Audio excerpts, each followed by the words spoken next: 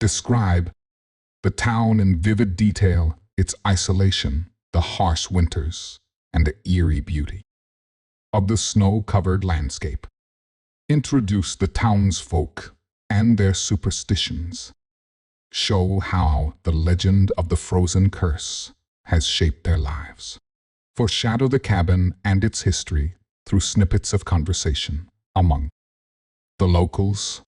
Dive into Adam's backstory, his motivations for chasing urban legends, his growing obsession with fame, and his strained relationship with his family. Show his arrival in HollowCreek and his first interactions with the townsfolk. Highlight their reluctance to talk about the cabin. Introduce Gerald, the elderly trapper, and his cryptic warnings. Explore the cabin's origins. Was it built by a recluse, a trapper? A cult revealed the first recorded disappearance tied to the cabin and how the legend grew over the years. Include journal entries, newspaper clippings, or oral histories from previous victims. Detail Adam's journey through the woods, the strange sights, sounds, and sensations he experiences. Introduce supernatural elements, gradually whispers, shadows, and unnatural cold. Describe his exploration of the cabin and the discovery of Victor Holloway's diary. Build tension as Adam uncovers more about the curse. What is the entity beneath the cabin? Why does it hunger for victims everywhere? 20 years include a flashback or vision that reveals the curse's origin. A tragic event, a deal with a malevolent force, or a natural disaster. Show Adam's final moments in the cabin with vivid descriptions of the entity's appearance and actions.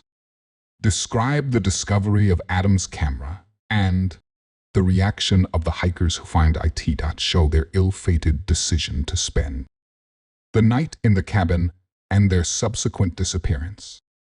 And with a chilling reminder that the curse is cyclical and will return in 20 years. Include a scene where Adam overhears a group of children singing a creepy rhyme about the cabin. Show a local shopkeeper refusing to sell Adam supplies for his trip, warning him that he's tempting fate. Introduce a secondary character, like a skeptical journalist or a historian who tries to dissuade Adam from his investigation. Reveal that the cabin was built on sacred ground, angering a spirit or deity tied to the land.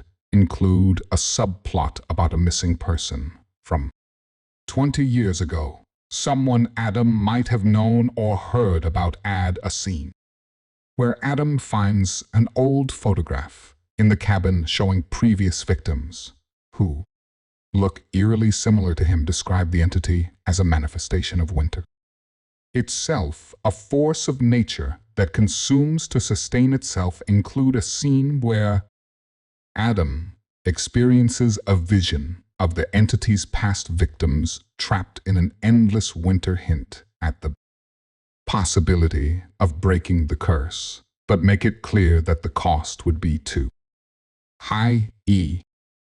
Sacrificing someone else in his place. Show Adam attempting to escape the cabin only to find that the woods have shifted, trapping him in a loop. Include a moment where he tries to reason with the entity, pleading for his life or offering it something in exchange. End with a chilling twist. Adam's camera captures his final moments, but the footage shows him willingly walking into the entity's embrace. As if under a spell, Adam stepped further into the cabin, his breath visible in the freezing air. The walls seemed to close in around him, the wood groaning under the weight of the ice. He shone his flashlight across the room, revealing claw marks that stretched from floor to ceiling. They looked fresh, as if made by something desperate to escape her. approached the fireplace where a small table stood. On it lay a diary, its cover cracked and brittle. Adam picked it up, brushing off the frost. The pages were stiff, but he managed to pry them open. The handwriting was shaky, the ink faded, but still legible. December 21, 2003. The cold is unbearable. It seeps into my bones, into my soul. I hear it at night scratching beneath the floorboards. It whispers my name over and over. Victor, Victor, Victor. Should never have come here. Adam's hands trembled as he turned the page. December 22, 2003. The ice cracked last night. I saw a shadow moving beneath. The surface is alive. It's waiting and it's hungry. A sudden thump made Adam jump. The sound came from beneath the floorboards, directly below him. He froze, his flashlight flickering. The scratching began. Slow and deliberate, growing louder. With each passing second, hello, Adam called. Out, his voice shaking. Is someone there? The scratching stopped for a moment. There was silence, then a whisper so faint he almost missed it. Stay with me.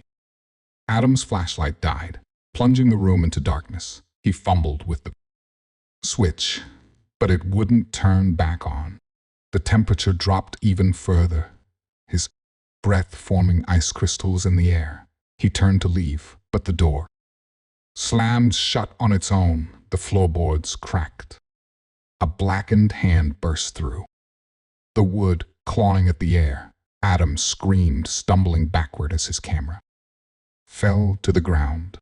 The lens captured only darkness and the sound of something crawling out from below. By expanding the story with these elements, we can create a richer, more immersive tale that delves into the horror of the frozen curse. The additional scenes and details will help build suspense, deepen the characters, and provide a satisfyingly chilling conclusion.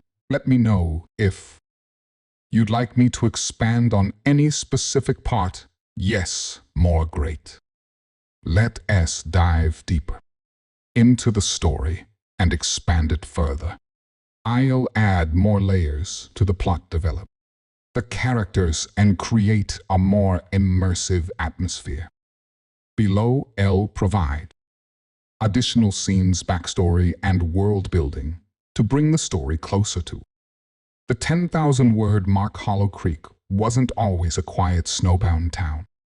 Decades ago, it was a thriving mining community. The woods, where the cabin now stands, were once home to a mining operation that unearths something ancient.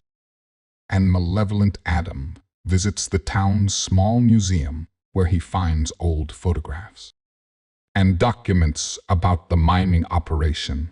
He learns that the miners disappeared under mysterious circumstances, and the mine was sealed. The cabin was built over the sealed mine, and the curse began shortly after. The entity beneath the cabin is tied to whatever the miners unearthed. Adam finds a map of the mine tunnels beneath the cabin, hinting at a possible escape route or a deeper trap. Gerald, the elderly trapper, has a personal connection to the curse. His brother was one of the victims 20 years ago. Adam visits Gerald's home, a cluttered cabin filled with traps and pelts. Gerald reluctantly shares his story over a cup of bitter coffee. Gerald recounts the night his brother disappeared. He describes hearing screams from the woods and finding his brother's footprints leading to the cabin, but none leading back. Gerald gives Adam a small carved wooden charm, saying it might protect him, but don't rely on it too much, he warns. The cold has a way of getting inside you. Adam's trek through the woods is fraught with tension and supernatural phenomena. As Adam walks deeper into the forest, He notices the trees growing closer together, their branches twisted into unnatural shapes, the snow beneath. His feet crunches unnaturally loud, as if the forest is amplifying every sound. Adam hears a child's laughter and follows it, only to find a frozen doll hanging from a tree branch. The laughter turns into a scream and he flees. He stumbles upon a clearing here. The snow is untouched, except for a single set of footprints leading toward the cabin. The footprints are barefoot. Despite the freezing temperatures, the cabin itself is a character filled with clues and horrors. Adam explores the cabin's interior, finding strange symbols carved into the walls. The symbols seem to shift when he looks away, as if a live Victor Halloway's diary reveals more about the curse. Victor describes hearing voices that sound like his loved ones, luring him deeper into the cabin. He also mentions a door beneath the floorboards that shouldn't be opened. Adam experiences hallucinations, seeing his Amelie in the cabin, only for them to turn into icy, hollow-eyed figures. The temperature drops so low that his camera freezes and stops working through visions or flashbacks. Adam learns the truth about the curse. The entity is an ancient spirit of winter bound to the land by a ritual gone wrong. Every 20 years, it awakens and demands a sacrifice. To sustain itself, the spirit was once a protector of the land, but betrayal and greed turned it into a vengeful force. The miners' greed awakened it, and now it hungers for human warmth. To stave off its eternal cold, Adam realizes that the curse can only be broken by offering himself willingly, or by finding a way to seal the entity once more. Adam's struggle against the entity is both physical and psychological. The floorboards crack open, revealing a dark void beneath. The entity emerges, a shifting mass of ice and shadow, with hollow eyes and a voice that echoes with the screams of its victims. Adam tries to flee, but the cabin's doors and windows are frozen shut. He uses Gerald's charm to create a temporary barrier, but it begins to crack under the entity's power. In a moment of clarity, Adam realizes that the only way to stop the curse is to offer himself as a sacrifice. He records a final message for his viewers, urging them not to follow in his footsteps. As the entity takes him, Adam's camera captures his final moments, but the footage shows him smiling, as if the entity has granted him a twisted form of peace. The story ends with a chilling reminder that the curse is eternal. Weeks later, hikers find Adam's camera buried in the snow. They watch the footage, which ends with a distorted image of the cabin and a whisper. 20 years, ignoring the warnings, the hikers decide to spend the night in the cabin. By morning, they are gone, leaving only their footprints in the snow. The story closes with a narrator's voice addressing the reader directly. When the winter winds howl and the frost creeps up your windows, remember the tale of HollowCreek.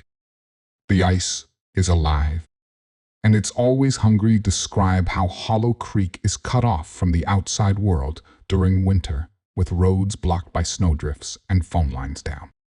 This isolation adds to the sense of dread. Show how the entity's presence affects the town. Animals behave strangely. Frost forms unnatural patterns on windows, and the townsfolk have recurring nightmares. Use the cold as a metaphor for fear, death, and the unknown. The ice represents something that consumes and preserves, trapping its victims in an eternal winter. Includes subtle hints about the curse throughout the story, such as a clock striking midnight at odd times, or a recurring phrase whispered by the wind. Adam stood in the center of the cabin, his breath coming in shallow gasps. The floorboards beneath him groaned, the sound echoing through the empty room. He shone his flashlight downward, the beam trembling in his shaking hand. The wood was splitting, cracks spreading like spiderwebs across the floor. No, no, no, Adam muttered, backing away, but the cracks followed him, racing toward his feet. He stumbled, falling hard onto the icy floor. The diary slipped from his hands, its pages fluttering open to the final entry. Its awake, a low, guttural growl rose from beneath the floorboards. The air grew colder, so cold that Adam's skin burned. His flashlight flickered, casting jagged shadows on the walls. The shadows moved, twisting into shapes that shouldn't exist, long, spindly limbs and hollow, gaping mouths. The floor burst open. A hand blackened and skeletal clawed its way out.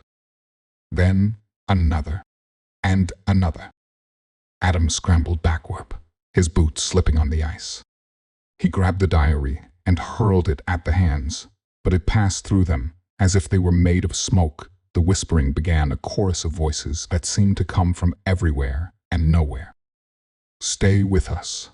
Stay with us. Adam's camera, lying on the floor, began recording on its own. The lens captured the moment the entity fully emerged, a towering figure of ice and shadow, its hollow eyes fixed on Adam. It reached for him, its fingers elongating like icicles. No, Adam screamed, throwing Gerald's charm at the entity. The charm shattered, releasing a burst of warmth that forced the entity back. But it wasn't enough. The entity reformed, its whispers growing louder, more insistent. Adam's final thought, before the cold consumed him, was of his family. He hoped they would never know what happened to him. Adam stood in the center of the cabin, his breath visible in the freezing air. The floorboards beneath him groaned, the sound echoing through the empty room. He shone his flashlight downward, the beam trembling in his shaking hand. The wood was splitting, cracks spreading like spiderwebs across the floor. No now, Adam muttered, backing away. But the cracks followed him, racing toward his feet.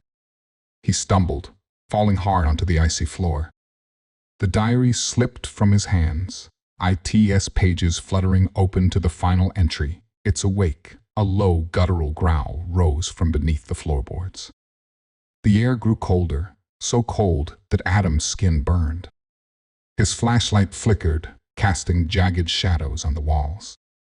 The shadows moved, twisting into shapes that shouldn't exist, long, spindly limbs and hollow, gaping mouths. The floor burst open. A hand blackened and skeletal clawed its way out.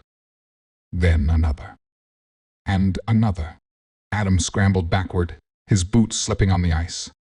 He grabbed the diary and hurled it at the hands, but it passed through them as if they were made of smoke. The whispering began, a chorus of voices that seemed to come from everywhere and nowhere. Stay with us. Adam's camera, lying on the floor, began recording on its own. The lens captured the moment the entity fully emerged, a towering figure of ice and shadow, its hollow eyes fixed on Adam. It reached for him, its fingers elongating like icicles. But then Adam remembered Gerald's words, the cold has a way of getting inside you. He realized that the entity fed on fear and despair. If he could resist, if he could fight back, he might have a chance. Summoning every ounce of courage, Adam stood tall, despite the freezing air biting at his skin. He looked the entity in the eye and said, "You don't own me. I won't let you take me." The entity hesitated, its hollow eyes narrowing. The whispers grew louder, more frantic, but Adam stood his ground. He reached into his pocket and pulled out Gerald's charm, holding it up like a shield. The charm began to glow, a warm light, pushing back the darkness. The entity shrieked, its form wavering as the light grew brighter.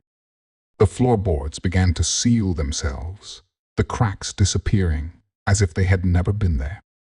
The entity let out one final ear-piercing scream before it was sucked back into the void beneath the cabin. The room fell silent. Cold lifted, replaced by a strange, almost comforting warmth. Adam collapsed to his knees, exhausted but alive.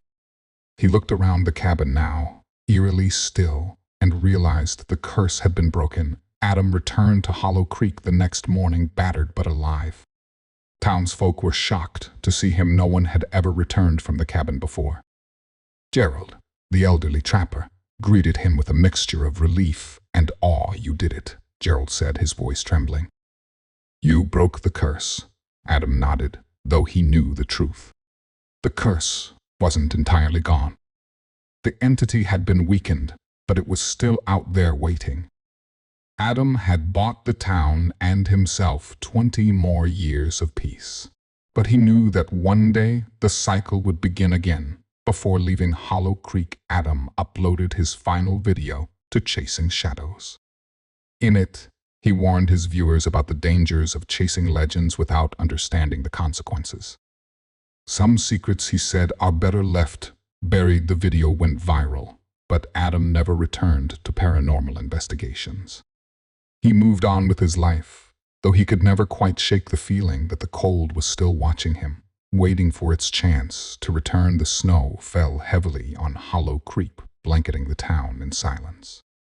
In the woods, the cabin stood once more, its door slightly ajar.